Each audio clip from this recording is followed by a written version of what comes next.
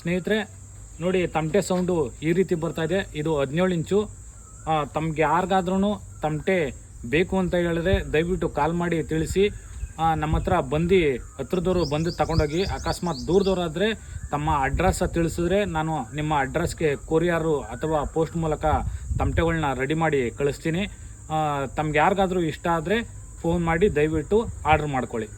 ಸ್ನೇಹಿತರೆ, ಮಂಜುನಾಥ್ ಅಂದ್ಬಿಟ್ಟು ಹೊಸಳ್ಳಿಯವರು, ದಾವಣಗೆರೆ ಜಿಲ್ಲೆಯವರು. ಅವ್ರಿಗೆ ಈ ತಮಟೆ ಪ್ಯಾಕ್ ಮಾಡ್ತಾಯಿದ್ದೀನಿ.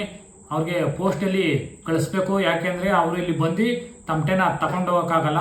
ಅದರಿಂದ ಪ್ಯಾಕ್ ಮಾಡಿ ನಾನು ಪೋಸ್ಟ್ ಮುಖಾಂತರ ಅವ್ರಿಗೆ ಕಳಿಸ್ತಾ ಇದ್ದೀನಿ, ಪ್ಯಾಕ್ ಮಾಡ್ತಾ ಇದ್ದೀನಿ. ಇವಾಗ ಸ್ನೇಹಿತರೆ, ಈಗ ಪ್ಯಾಕ್ ಮಾಡಿ ಅಡ್ರೆಸ್ ಎಲ್ಲ ಬರ್ತಿದ್ದೀನಿ. ಒಳಗಡೆ ತಮಟೆ ಹಾಕ್ಬಿಟ್ಟು ಪ್ಯಾಕ್ ಮಾಡಿದ್ದೀನಿ.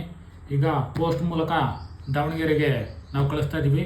ಮಂಜುನಾಥ್ ಅವ್ರಿಗೆ ಅವ್ರ ಅಡ್ರೆಸ್ ಎಲ್ಲ ಬರೆದು ನಾವು ನೀಟಾಗಿ ಆ ಫೋನ್ ನಂಬರ್ ಎಲ್ಲ ಹಾಕಿ ನಾವು ಕೊರಿಯರ್ ಮಾಡ್ತಾಯಿದ್ದೀವಿ.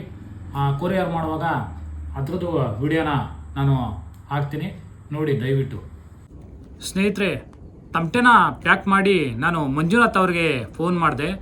ಸರ್, ನಿಮ್ಮ ತಮಟೆ ಪ್ಯಾಕ್ ಆಗಿದೆ, ನಾನು ನಿಮ್ಮ ಅಡ್ರೆಸ್ಗೆ ನಾನು ಕೊರಿಯರ್ ಮಾಡ್ತಾಯಿದ್ದೀನಿ ಅಂತ ಹೇಳಿದಾಗ ಅವರು, ಸರ್ ದಯವಿಟ್ಟು ನಾನು ಊರಲ್ಲಿ 1 ವಾರ ಇರೋದಿಲ್ಲ, ಅದಕ್ಕೆ ನೀವು ತಮಟೆನ ಪಾರ್ಸಲ್ ಮಾಡಬೇಡಿ, ನೀವು ಪಾರ್ಸಲ್ ಕಳಿಸಿದಾಗ ರಿಸೀವ್ ಮಾಡ್ಕೊಳಕ್ಕಾಗಲ್ಲ ಅಂತ ಹೇಳಿದ್ರು.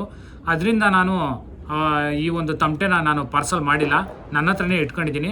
ಅವರು ಊರಿಗೆ ಬಂದಾದಮೇಲೆ ನಾನು ಇದನ್ನು ಕೊರಿಯರ್ ಮಾಡ್ತೀನಿ, ಅವ್ರಿಗೆ ಈ ತಮಟೆನ ತಲುಪಿಸುವಂಥ ಕೆಲಸ ಮಾಡ್ತೀನಿ.